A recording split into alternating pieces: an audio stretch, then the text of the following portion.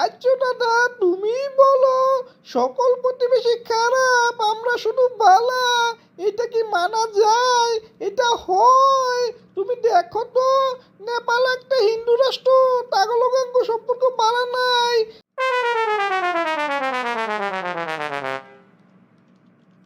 বাবু, দাদা বাবু, এটা কি হলো? এই অক্লেশিয়া, মনে হইতাছে পচা শামুকে পাও কাটতে লাইলাম রে। ও দাদা বাবু, আমি একটা জিনিস বুঝলাম না, বাংলাদেশ আঙ্গুলকে এমন করলো কে? বাংলাদেশের আমরা কি ক্ষতি করছিলাম? ওগো জন্ম দিলাম আমরা, ওগো ক্রিকেট খেলা শিখাইলাম আমরা, এখন আঙ্গু চোখের উপর চোখ তুললা কথা কয়, কি একটা পেজকে টেলাই দিল আঙ্গুরে। এই অক্লেশিয়া, খুবই পেছকিতে পড়ে গেলাম গারে, বুঝতে পারি রে বাংলাদেশ এমন রিয়াকশন দেখাইব। ওই বেটা, ওগো ম্যাচ যদি শ্রীলঙ্কায় লইয়া যাইয়া, এত আঙ্গ ক্ষতি, ওগো যদি বিশ্বকাপে অংশগ্রহণ করতে না দেয়, এটা আরো বড় ক্ষতি। এখন যে কি করে রে, মাইনকা চিপে পড়ে গেছি গারে।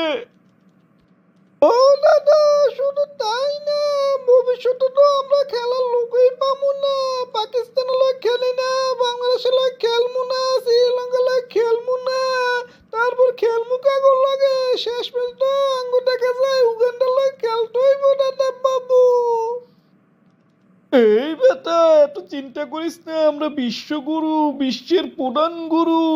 ওই বেটা, আঙ্গ উপরটাকে কথা কইব রে, সবাই থামাই দেবো, তুই চিন্তা করিস না, আঙ্গ মোদিজি আছে না।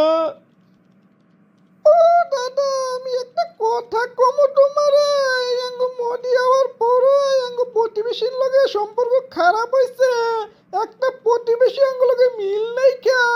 আচ্ছা দাদা, তুমি বলো, সকল প্রতিবেশী খারাপ, আমরা শুধু ভালা, এটা কি মানা যায়? এটা হয়? তুমি দেখো তো, নেপাল একটা হিন্দু রাষ্ট্র, তাগলগাঙ্গ সম্পর্ক ভালো নাই, শ্রীলঙ্কার লগে ভালো নাই, বাংলাদেশের লগে ভালো নাই, পাকিস্তানের লগে ভালো নাই, চীনের লগে ভালো নাই কা, কার লগে ভালো আছে আঙ্গো সম্পর্ক তুমি কও। এই বেটা, শুধু এদি দেখলে হইব, মোদিজি দেশ কত উন্নয়ন করছে, দেশের খাদ্যদ্রব্য বাড়াইছে, এগুলো দেখবি না তুই?